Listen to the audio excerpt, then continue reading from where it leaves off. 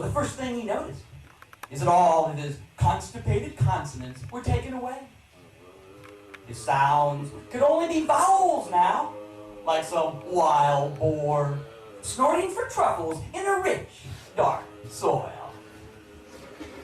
A, E, I, O, U, and sometimes Y. Now, he couldn't explain anything. And the music down there sounded more like some hungry longing.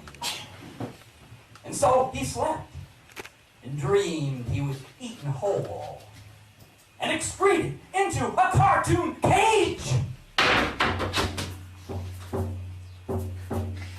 At first, he survived by entertaining, throwing lavish parties for himself and pretending he wasn't there. We saw him rubbing his belly and licking some unknowable goo from his lips. Dessert was served under the teas for some imagined way out. Oh, he had his pea shooter boy toy on his way to becoming a toy boy. We didn't really start feeling sorry for him until his dysentery adventures really began. Soon, he couldn't remember his name, couldn't fool himself anymore. He knew who he was. His monkey mind came raining down, screeching at his lack of control, making busy work of the big picture. Now, he began to believe in his chamber pot hell like a worm on a hook, with a much bigger brain. Of course, more neurons equals more suffering. Oh, he was like a fish who pooped in his own fishbowl.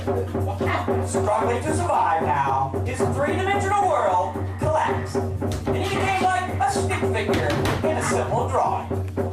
All he wanted now was to be a lawn ornament and wave at passing cars while he tried to figure it out. Eventually, run down by vandals, his edifice was thrown into a dumpster and used by a puppet master for his next show. And after nearly drowning at a waterboarding theme park, he was beaten even more senseless in the parking lot. Oh, he croaked a scream that could not be heard. The corners are not square in the fear shadow. And with all the sweet cakes dotting the landscape, he stepped on something soft. Oh, lick their bones clean, you dirty dervish dancer. You keep telling us life beats life. Then you give me bright smiling yes grins from your shrink-wrap, soupy sailor god. Now, you're with the wood chipper of ordinary life meets the dredge barge of your shrunken imagination. Oh, it was probably good he couldn't use language anymore, because all he did was string dumbbell meanings together, forming potty-mouth sentences. Oh, his brightest constellation was in divers now. That's how bad it got. Before he got out of it, he got into this pump and grind religion. Pump and grind. Pump and grind. And then it became Tinseltown for all his ornamental beliefs. Well, they believed you could crawl to the center of the earth on your hands and knees. And then the Holy One lived in a tumble dryer at the local laundromat, where he watched his unanswered prayers go round and round and round. Hey, once he goes under, he can come up anywhere. But his heart was flopping like a speared fish, and I have a feeling the audience is the hunter here. But just remember that there can be no greater illusion than he in there and you out here.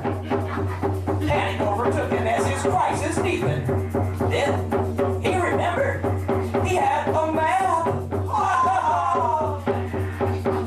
But the raven swooped in and got his eyes, rendering him little more than a bottom-feeding chub whose highest aspiration was to be as the scum floating on the surface. A kind of human plankton.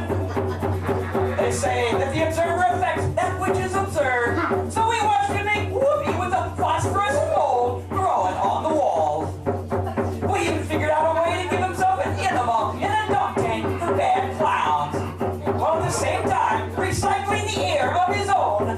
misadventures.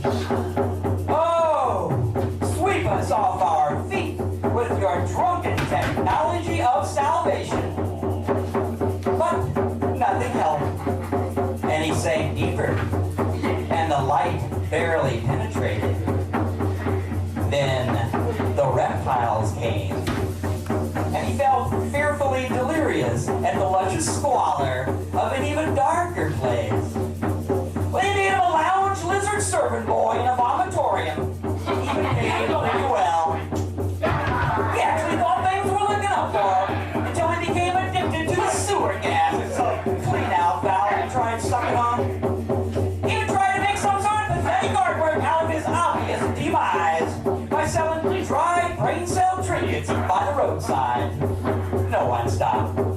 Finally carved out a den for himself in some vacant lot and lived off a refuse heap at the Bullets for Buddha drive-by boutique.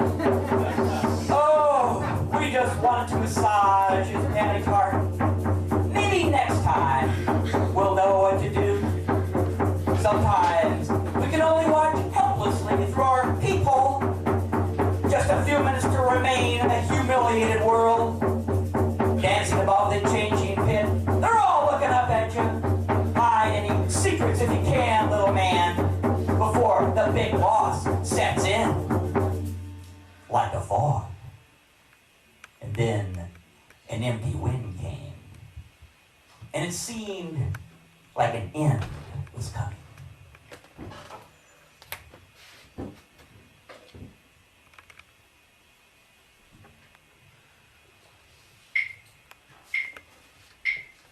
You